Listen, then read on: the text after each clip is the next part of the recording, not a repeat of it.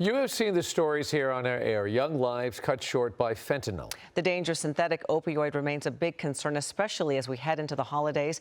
Joining us now to talk about it is DEA Special Agent in charge of the Los Angeles Field Division, Bill Bodner. Thank you so much, Mr. Bodner, for joining us. We appreciate it. Thank you. So tell us, why is this time of year a particular concern, especially among college students? It's students returning home from college. For some of them, it's the first time they lived away from home. They've had to make their own decisions, hopefully healthy ones.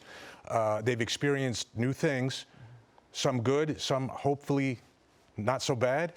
There's the likelihood or the chance that they may bring new drug experiences home and share them with their old friends.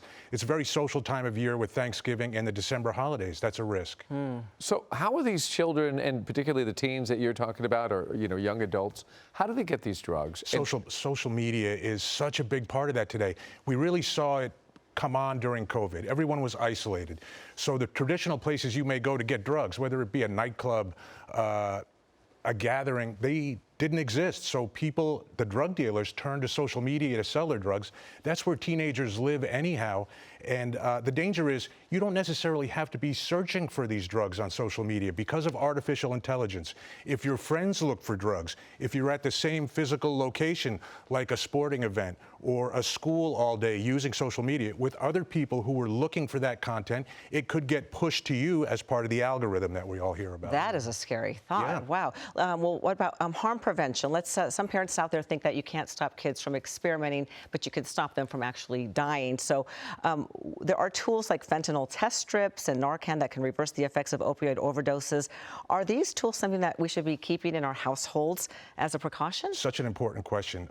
First, Narcan, naloxone, everyone should have it in their home now. It's almost become a standard practice for first responders when they encounter someone not breathing or barely breathing.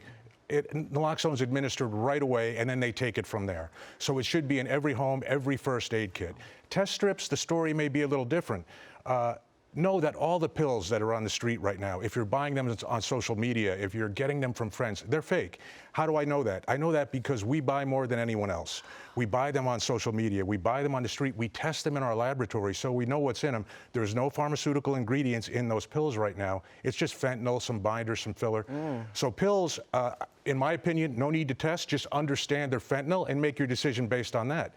If you're someone who uses powder drugs like cocaine and you won't practice abstinence, if you're going to use the drug anyway, invest in fentanyl test strips. It could save your life. Wow. Yeah, don't trust your friends either. I mean, they might tell you that this is legit, but you don't know. David, they may not know. That's true. Yeah. So communication is key, I'm sure. So how do parents handle this? How do they communicate to their kids how dangerous this is? An interesting question, because I used to just tell parents, talk with your children. And then I realized that if not for this job, I wouldn't know, right? I wouldn't know what is going on out there. Parents need to educate themselves first. One thing I recommend, there's a number of documentaries about fentanyl on YouTube. There's one called Dead on Arrival that was made by parents who've lost children to fentanyl. It's very powerful. I would suggest parents watch that and then maybe sit down with their child after they've seen it and watch it with their child and use it as a conversation starter. Very powerful. Hopefully parents at home will be watching those documentaries. Thank you so much, Mr. Bodner. Bill Bodner, DEA Special Agent in charge. We really appreciate your time, and thank you for the warnings, and hopefully parents will heed your advice. Thank you. Yeah, thank you.